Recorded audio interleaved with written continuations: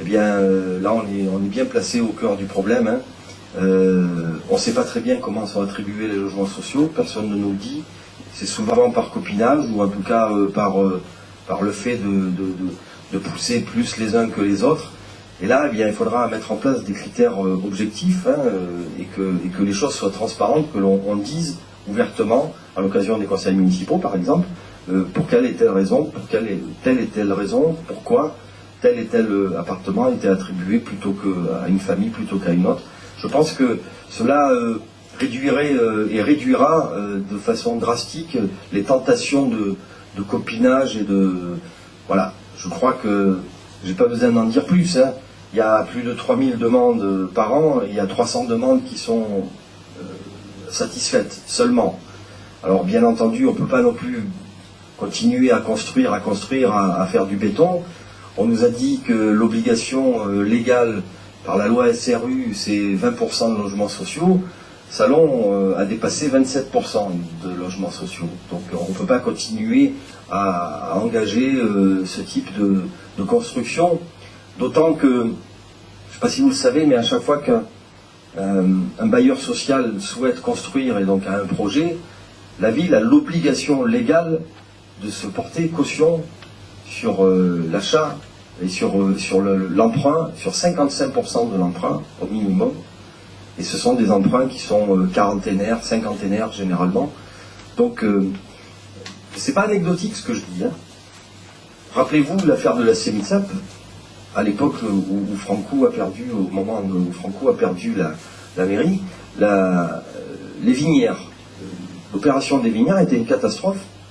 La ville a dû payer, évidemment, des années et des années, pendant toutes les années qui ont suivi, sous la mandature de Vallée, et même au début de la mandature François Blanc avant qu'il décède, et la mandature Thonon, la ville a payé. Ça a été un boulet pour la Sémitsap. Hein. La Sémitsap, c'est la société d'économie mixte hein, de la ville qui permet de construire les logements sociaux. Donc c'est pas anodin. Hein. Le fait que la ville se porte caution sur un projet de logement social, c'est pas du tout anodin. Si le bailleur social plante, pour parler clairement, la ville et le contribuable payent. Hein. Voilà. Donc c'est pas du tout anodin. Alors là, il faut être vigilant, évidemment. Et ça me donne l'occasion de rappeler que nous sommes pour un urbanisme respectueux de l'architecture locale et du patrimoine. Bon, généralement, ça se fait pas trop mal. Il y a des réussites, il faut le dire. Hein. Par exemple, lorsqu'on a rasé la cité évolutive, qui était évolutive pendant 40 ans d'ailleurs, c'est une cité d'urgence, ça a été une urgence pendant 40 ans. Ce qui a été fait, la cité des Lumières en l'occurrence, etc., est une réussite. Donc, nettement, profondément, c'est une réussite. C'est esthétiquement, c'est rentrer dans la modernité, dans le logement moderne. Donc,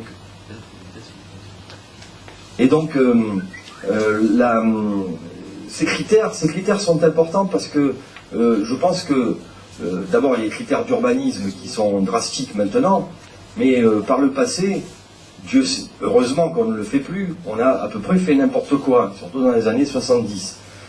Ces bâtiments de type néo-stalinien, hein, on avait les mêmes à Moscou ou en Pologne ou ailleurs, donc, et qui sont quand même, qui amènent quand même un mal-être hein, nécessairement. Alors c'est pas parce que le bâtiment il n'est pas très joli qu'on doit tout casser, c'est pas vrai. La preuve, moi j'ai grandi au Canourgue, les premiers HLM, et personne n'a jamais rien cassé. Mais quand même, ça facilite pas les choses. Donc aujourd'hui, eh bien, on privilégie plutôt des structures plus petites, plus adaptées à la vie sociale, aux rapports sociaux. Et en plus, on privilégie aussi le fait de pouvoir avoir des espaces un peu plus aérés, de façon à ne pas créer des ghettos quels qu'ils soient. La mixité sociale, c'est bien, c'est une réalité qui pourrait être évidente quelquefois, mais c'est difficile. Et comme on a à peu près fait n'importe quoi dans les 30 dernières années, aujourd'hui c'est difficile de revenir en arrière, puisque dès qu'il fallait mettre des familles difficiles ou à problème, elles étaient toutes concentrées en même temps au même endroit. On voit le résultat aujourd'hui, on a trois quartiers à problème, vraiment, par ordre de grandeur, par ordre de difficulté ici, à mon avis, même si c'est pas un ensemble immense par rapport. Le deuxième, bien, c'est une partie des canaux, hein, une partie seulement. Et le troisième, ça reste aussi les Bressons, le quartier autour de la rue Prince des Baux, etc. Donc, et qui pourtant est relié tout de suite à la ville par la rue Saint-François, en l'occurrence, qui est vraiment pas un ghetto, hein, loin de s'en faut. Mais on a tellement laissé faire, il y a tellement de laxisme, on nous a tellement dit on peut pas, et quand on peut pas, ben on se présente pas aux élections, hein, si on peut pas, ben on reste à la maison. Et bien qu'aujourd'hui, on a une situation très difficile, et qu'il est évident qu'il va falloir taper du poing sur la table, peut-être pas que dur sur la table d'ailleurs, pour remettre les pendules à l'heure, voilà. Donc ça et nous avons la volonté de le faire.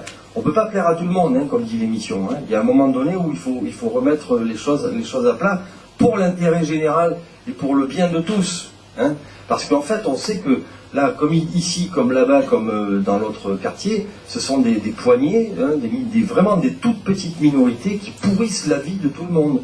De tous ceux qui ont envie de travailler, de tous ceux qui se lèvent tôt le matin, de tous ceux qui triment pour gagner 4 sous, et on a les gens qui, eux, s'en foutent complètement, et qui vivent de différents trafics, et qui pourrissent la vie de tout le monde. Donc ça c'est de la responsabilité aussi des maires, parce que ce sont les patrons de la police municipale, et c'est quand même, même si le maire peut saisir le procureur de la République, le maire peut saisir le commissaire, le maire peut faire du harcèlement démocratique auprès des autorités, même s'il n'a pas l'autorité directement de la sécurité publique. Ouais, c'est son rôle aussi. C'est le premier magistrat. Je vous rappelle que le maire, par sa fonction, est officier de police judiciaire, donc il peut le faire. Donc nous le ferons. Ça me donne l'occasion de dire qu'il faut refuser des subventions à certaines associations communautaristes. Bon, je ne vais pas m'étendre là-dessus. Je pense que, quel que soit le type de communautarisme, nous devons faire en sorte de privilégier les associations qui travaillent dans l'intérêt général et dans l'intérêt de tous, sans sectarisme, sans oublier ni les uns ni les autres. Et moi, je suis profondément laïque et républicain. Je suis pour le respect de la loi de la République. Je ne suis pas pour le fait de s'enfermer dans tel ou tel sectarisme ou communautarisme quelconque.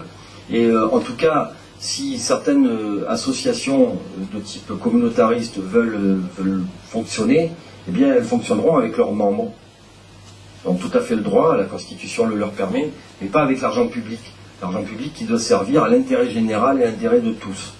Donc ça c'est un point fondamental, si j'ose dire d'ailleurs, qui est très important et qui, à mes yeux et à nos yeux, sera un point sur lequel nous devons insister, parce que malheureusement, dans certaines associations communautaristes, on sent un vent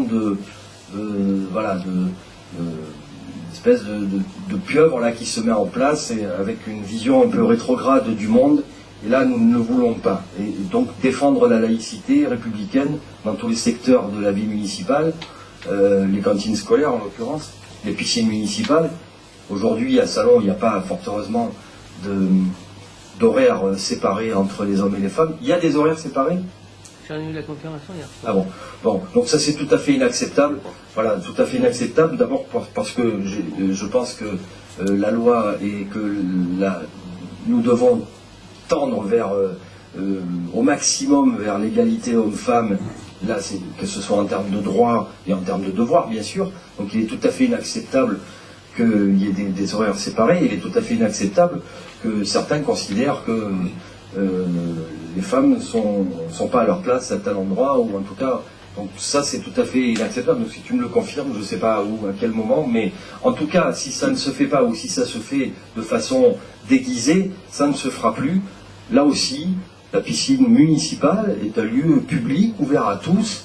Chacun doit respecter des règles, bien sûr, de tenue, des règles de discipline, des règles de respect, bien sûr. On n'est pas à Saint-Zéro, hein, on est d'accord là-dessus. Mais chacun et tout le monde doit pouvoir accéder à n'importe quel moment à ces loisirs, de façon à être tout à fait avec les autres dans la vie sociale. Voilà. Et puis, nous sommes aussi, et je vais revenir un petit peu au au quartier, puisque le quartier est concerné. Nous sommes pour la mise en place des référendums locaux pour faire en sorte que les populations s'expriment sur des grands projets. Alors des grands projets, il n'y en a pas 36. Hein. Il y avait celui de la place Morgan.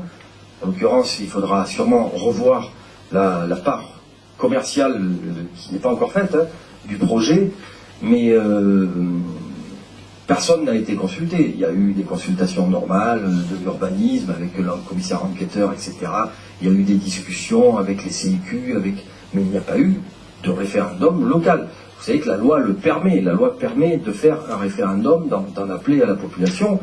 La décision finale, le référendum n'a pas voie obligatoire de décision finale, attention. Mais ça donne une tendance. Quand vous avez 90% de votre population qui dit ce truc-là, on ne le veut pas, je ne vois pas un maire ou une équipe mettre en place quelque chose, à moins de vouloir se suicider totalement, ou d'en avoir marre d'être élu, et voilà, ça me paraît évident. Et ils ne l'ont pas fait. Ils ne l'ont pas fait parce que ces gens-là, à l'UMP comme au PS, ils ont peur de la démocratie directe. Vous savez, moi je vois, il y a eu un référendum en Suisse, il y a eu des votations, comme disent les Suisses, hein, sur certains plans, sur certains domaines il y a quelques jours. C'est une grande démocratie la Suisse, une grande démocratie directe où ils décident eux-mêmes.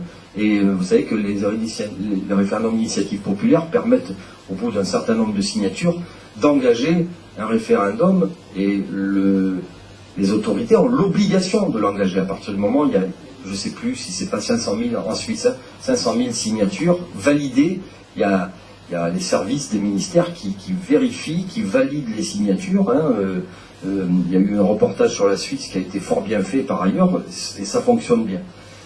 On ne va pas aller jusque-là. On va organiser un référendum local, les autorités peuvent le faire, et ça donne quand même la tendance. Je suis désolé, hein, si vous avez, je le redis, 90% de votre population qui dit non à tel type de projet plutôt qu'à tel type de projet, ou pour choisir un projet par ailleurs. C'est Jean Franco qui avait fait, je ne sais pas si tu te rappelles, Bernard, il avait fait un référendum sur la place Morgan, déjà. Il y avait 3 projets. Il avait fait un appel à projet sur 3 architectes différents. Il y avait 3 projets. Il y en avait un qui avait été retenu. Malheureusement, il a perdu les élections. Il y avait eu un référendum, déjà, et il l'avait fait de façon, j'allais presque dire, c'était la loi ne le permettait pas nécessairement, mais il l'avait fait pour demander l'avis à la population dans un grand acte démocratique. Et il y avait un projet qui avait été retenu, et puis il a perdu l'élection en mars 80.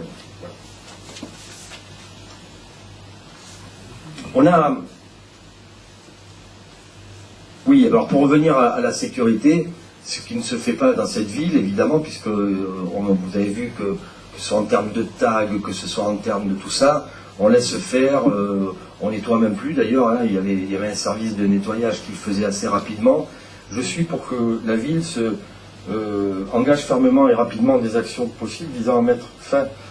la ville se porte partie civile, contre les fauteurs de troubles, contre les gens qui seront arrêtés, évidemment, s'ils le sont. On a des multirécidivistes qui font n'importe quoi. On sait très bien que au bout de la 40e fois, on va leur dire attention, on va vous mettre vos doigts, on va vous taper les doigts sur la règle. Donc tout ça, c'est tout à fait inacceptable.